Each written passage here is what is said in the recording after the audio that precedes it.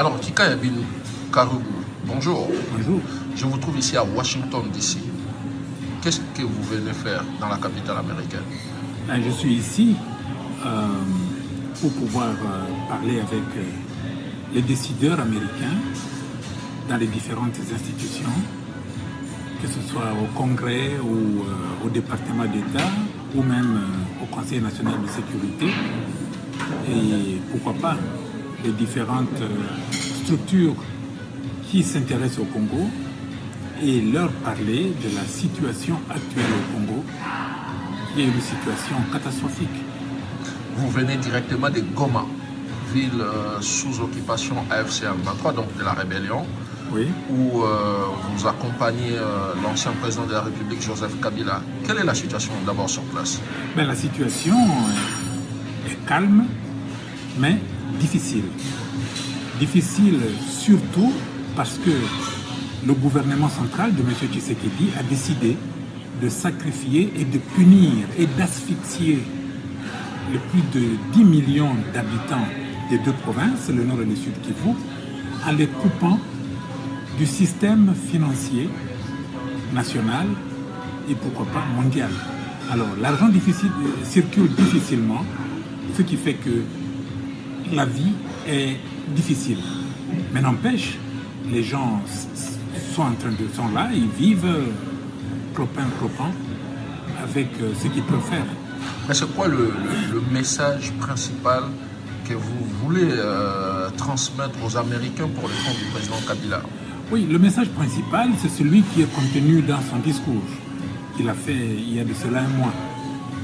Le président Kabila, c'est un homme de paix. Il est dans la partie orientale du pays pour vivre avec ceux qui souffrent le plus de la crise que traverse notre pays et recueillir leurs avis sur le plan de sortie de crise qu'il a annoncé d'ailleurs au monde. C'est un plan de paix. Et cela, nous voulons le communiquer aux autorités de ce pays qu'est les États-Unis d'Amérique. Et dans son discours, il a presque tout dit, mais sauf le rôle qu'il compte réellement jouer dans la résolution de la crise actuelle. Le rôle qu'il compte jouer, c'est celui qu'il joue maintenant. Il est là, il parle. Il n'y a personne qui a consulté les mamans, les hommes d'affaires, les jeunes, les scientifiques, les communautés du Nord et du Sud Kivu pour savoir ce qu'ils pensent. Nous voyons des initiatives de dialogue un peu partout, que ce soit Luanda, Nairobi, Lomé, Doha, Washington. Tout le monde est là, sauf les concernés, les premiers concernés. Et les premiers concernés, dans ce cas, ce sont les populations meurtries des deux Kivu. Raison pour laquelle le président Kabila est allé parler avec eux pour recueillir leurs avis et les porter à la face du monde. Et pour Kinshasa, Kabila joue bien le rôle de chef de file de la rébellion AFC M23. Mauvaise lecture, bien sûr. Le président Kabila est un ancien chef d'État. Je le vois mal. Et d'ailleurs, je sais que le président Kabila ne peut pas jouer un rôle comme chef de file d'une rébellion quelconque.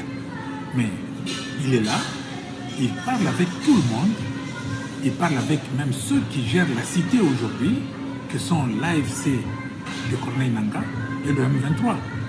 Il a des échanges avec eux dans le but de voir si on peut trouver des passerelles qui vont ramener à une solution pacifique. Mais comment expliquer le fait qu'il se fasse aujourd'hui sécurisé par ces dirigeants de la rébellion qu'il a, lui, Kabila, défait donc, entre 2012 et 2013, et en quittant le pouvoir en 2019, il a même laissé certains responsables de cette rébellion en prison. Vous savez, cela fait quelques années que le président Tshisekedi a décidé de retirer au président Kabila sa garde. Il lui a envoyé quelques policiers qui étaient, n'est-ce pas, à l'aube de leur retraite. C'était des policiers fatigués pour garder l'ancien chef d'État. Et c'est à ce moment-là que le président a décidé, l'ancien président a décidé de se prendre en charge. Il a formé, il a recruté une garde personnelle qui le sécurise. Il ne pouvait pas faire autrement. Et jusqu'aujourd'hui, il est gardé et sécurisé par sa propre garde. Sa propre armée, on va dire. Sa propre garde. Sa propre garde. Vous savez, vous pouvez être sécurisé par un garde-corps qui n'a aucune arme. Il n'a que ses bras. Mais seulement on est dans une zone rebelle. On est dans une zone rebelle. Il n'est pas en contradiction avec ce que les rebelles font. Je dirais même que les objectifs de la rébellion sont les mêmes que ceux du président Kabila. Le président Kabila a dit, sans le cacher, dans son discours, que au point numéro 1 d'ailleurs de son plan de sortie de crise, qu'il fallait mettre fin à la dictature et à la tyrannie. Mais comment expliquer que celui qui a défait cette rébellion en 2012-2013 puisse aujourd'hui avoir les mêmes objectifs que cette même rébellion? Le nom peut être le même, hein? M23, pour ce cas précis. Mais les objectifs sont différents, nous l'avons dit. Les objectifs qu'avait le M23 en 2012-2013 ne sont pas les mêmes qu'aujourd'hui.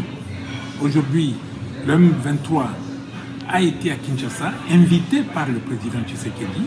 Ils se sont entendus sur un certain nombre de choses.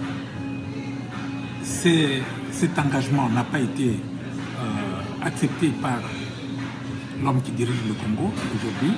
Et ils ont pris les armes pour se défaire de la dictature et de la tyrannie. Et voilà, je pense que si vous faisiez un sondage aujourd'hui, je crois que 99% des Congolais vous diront qu'il faut se défaire de la dictature de la